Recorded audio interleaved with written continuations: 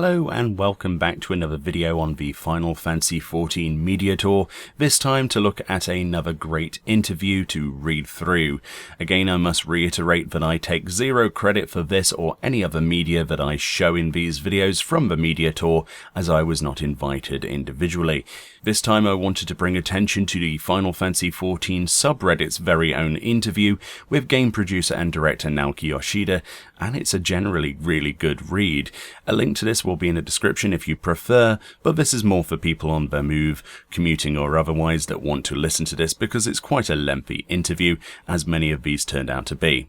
So without further ado, let's read through this interview. The first question that Reddit asks is, are there any plans to implement a Hall of the Veteran to teach players more advanced concepts, such as positionals and maintaining DOT uptime, something like perhaps role quests, of which you spoke about earlier? Yoshi replies, it is something that we're aware of and we're deliberating in the team.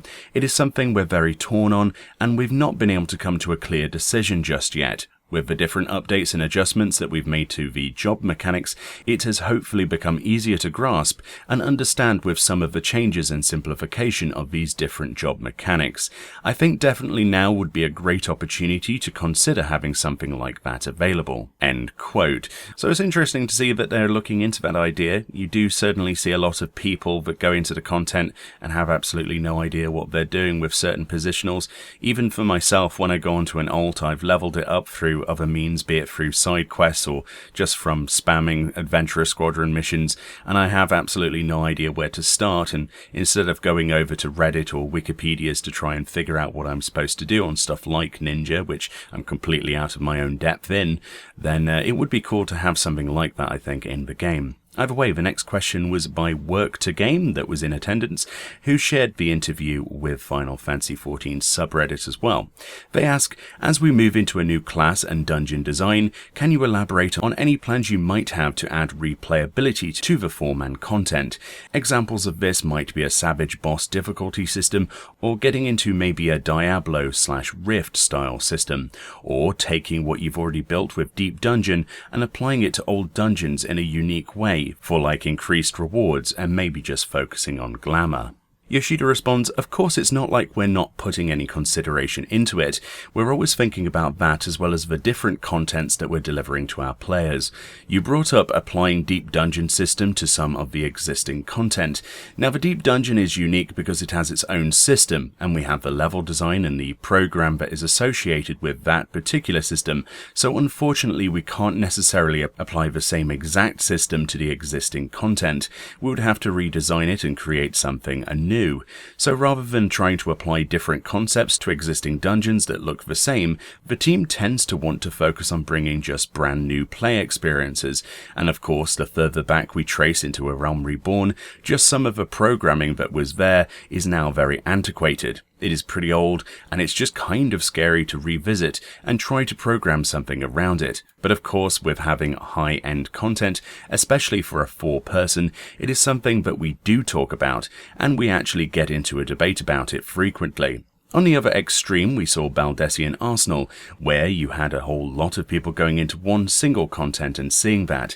We feel that it was successful and a lot of people enjoyed that content, so now we have that experience. I think it sort of opened up options for our development team, and if we were to assume which content or what kind of project that the dev team members would prefer working on, I think the sentiment is leaning towards wanting to work on something as large scale as Baldesion Arsenal, with many players attending, only because we're able to cover ground. A lot of people can enjoy the content at the same time. But of course we do understand there is a demand for high difficulty content with 4 people, like 4-person Savage content.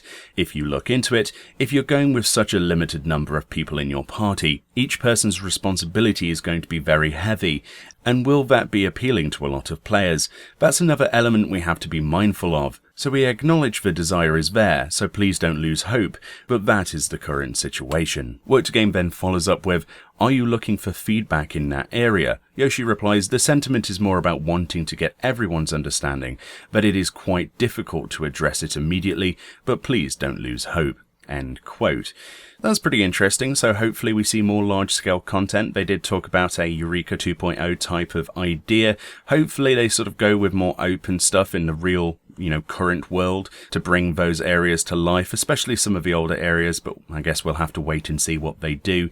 Either way, that's quite exciting to read. Final Fantasy XIV subreddit continues with questions such as, currently developers resort to web scraping as a means of supporting community projects. Are there any plans in future to provide an official API for developers to use, such as market board trackers? Yoshi replies, so this is definitely a delicate situation, so to speak, and that is because the Final Fantasy XIV backend elements, even within the Square Enix organization, and our infrastructure is unique. The Final Fantasy XIV backend is created by specialists, as we put it, who creates the different backend elements, so supporting or opening up the API in that aspect is difficult, only because the company itself is founded on console games, and a lot of the thinking and philosophy behind our company and the members that belong to it come from a console background. But on the other hand, I'm a PC gamer myself, and there is an understanding of how useful these could be, and it's felt yes by allowing the consumers to have the tools and the APIs available to them. It will allow us to collaborate with each other and build the game together. It would make for more expansion of Final Fantasy XIV, so it's very tough because there are still people with rigid ways of thinking, and some people might claim risks of security issues, or server load could be a potential issue. We would like to open it up for feedback if there are any specific APIs suggested, like if we had this kind of API we could create such and such. I think that would help in terms of referencing where the demands lie. With that being said, we do have a console version available, so we don't want to make it so that these tools would give the PC players an advantage over console players. That would be the only thing we will have to draw the line and not allow." End quote. I think when it comes down to the API, I think they're a little bit afraid of, basically losing out on those options. This is something that they could put into their own API backend. They could utilize this in a companion app. They've talked in the previous interview that we did a video on about adding more stuff to that companion app and evolving it. So presumably that market board stuff might end up in there, especially from websites like the mogboard.com, which I myself use to check the prices of various items across their entire data center. Something like that could be really utilized into that companion app, and hopefully they go about that the correct way, and hopefully they address that because there is a lot of demand for it. Anyway, Work to Game follows up with another question. The changes to the fate systems are really exciting, but right now, once a character does not need experience, there's a content gap once you're capped on tomes for the week, like a tank for the adventurer in need. Other games like Destiny 2 or Guild Wars have rewards which would be the equivalent of glamour once experience is not something you need. Apparently, in an editor's note, clarification was given that if you're capped out on tomes and experience, what other rewards would be provided for roulettes, etc. Yoshida simply replies, "That's an interesting thought. I think it's something that we can look into." End quote. So I guess he's sort of dodging that, but I guess they have plans to sort of further elaborate on that in the future. Who knows? Final Fantasy XIV subreddit asks, trusts have been revealed to be a large part of Shadowbringers. What is the selection process for deciding which NPCs will be available? Will only relevant story NPCs be part of the trust system, or will we see a collaboration of minor NPCs be a part of the system? Yoshida responds, "So yes, you will be taking along NPCs that are tied to the story, and I'm afraid we don't have plans for collaboration or other characters.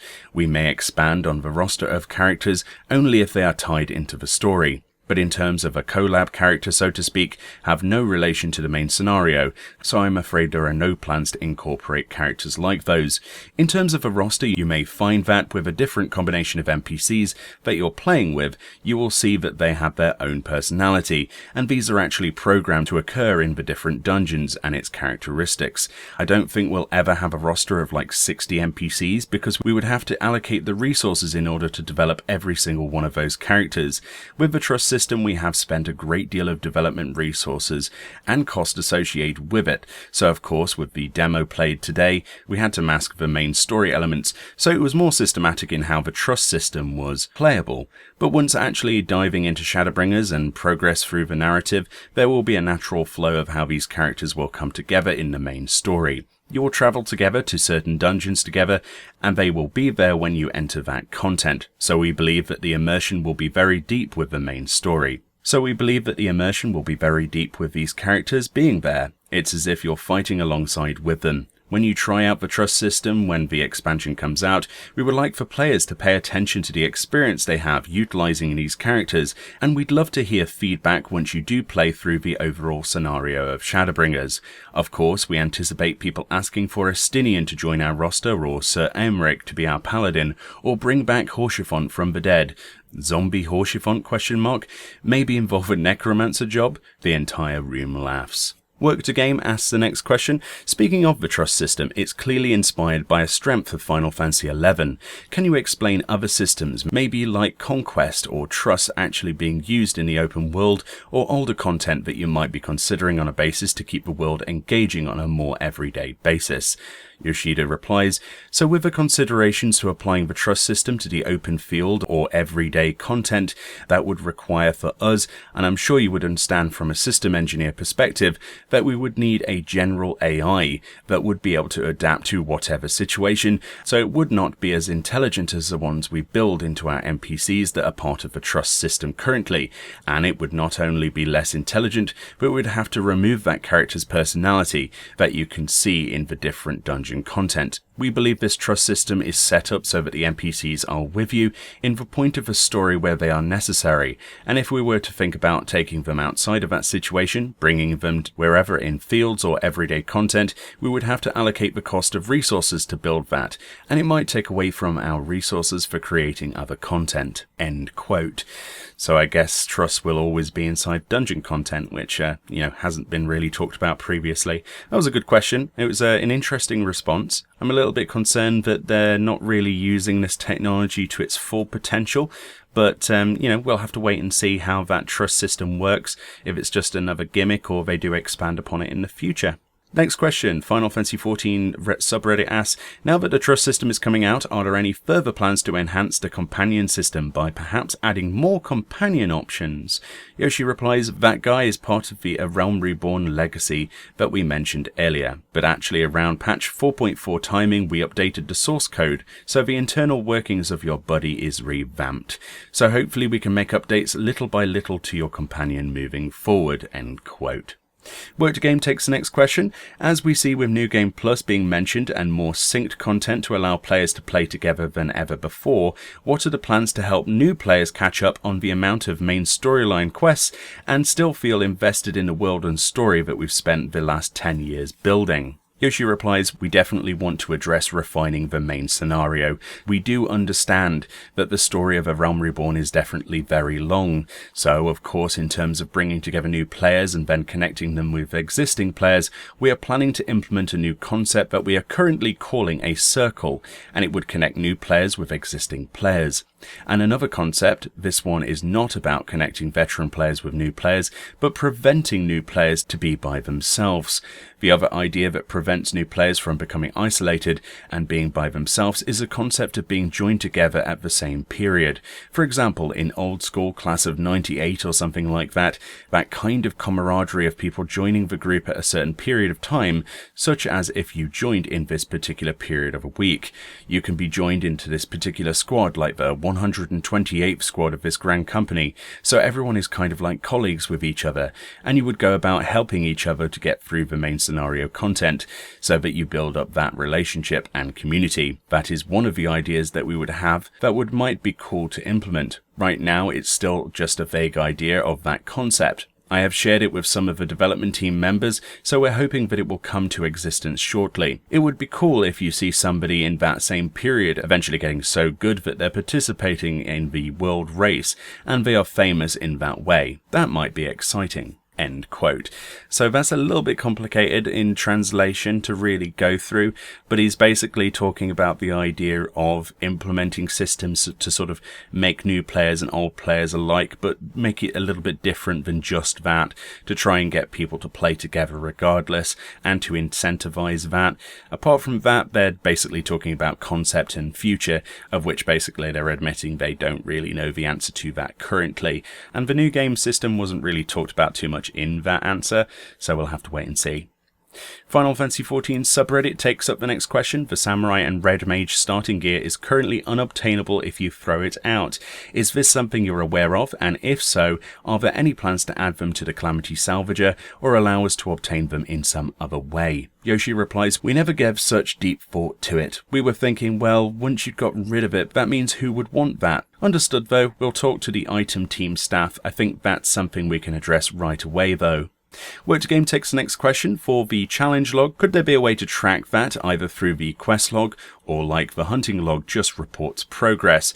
I'm in Eureka and I'm not sure how many I've killed. Editor's note, more clarification was given. Yoshi replies, understood, I'll relay that back to the user interface team. In terms of both the challenge log as well as the achievements, the team does have plans to update those two elements, end quote. And the final question here posted by 11 Mile on the Final Fantasy XIV subreddit, would it be possible to earn achievements and or special rewards such as unique gear and titles for completing old content while synced to the minimum item level? Yoshi replies, we would love to do something like that, and another element we'd like to do is going in as a minimum item level sync and doing that sort of speed run. But that being said, we are not able to prevent gear swapping, even when you're in particular content, so you may be able to go into the dungeon with the minimum item level sync, but then swap it out. There is no way for us to keep track of whether or not if you still have that gear and you're actually utilizing it during battle, and so we would need to make adjustments to the system side of it. So that is why we haven't had the chance to get to it just yet, but the desire is definitely there, end quote. That would be very interesting. I think speedrunning is a side of the community that would make the most sense. Challenge runs in general for games have always been entertaining. You look at World of Warcraft, the challenge runs for PvE content are always some of the most entertaining pieces of content to both watch and play. That's why Blizzard created essentially a PvE esports with the Mythic Dungeon system. So it'll be interesting to see where we go from here in the future. But that, in a nutshell, wraps up Final Fantasy XIV subreddit's interview, along with Work2Game, who was also in attendance in that interview with Naoki Yoshida. So let me know what you think below, and obviously there will be a link to Work2Game and the Final Fantasy XIV subreddit with this individual interview. Thank you kindly for watching, and I'll see you all next time.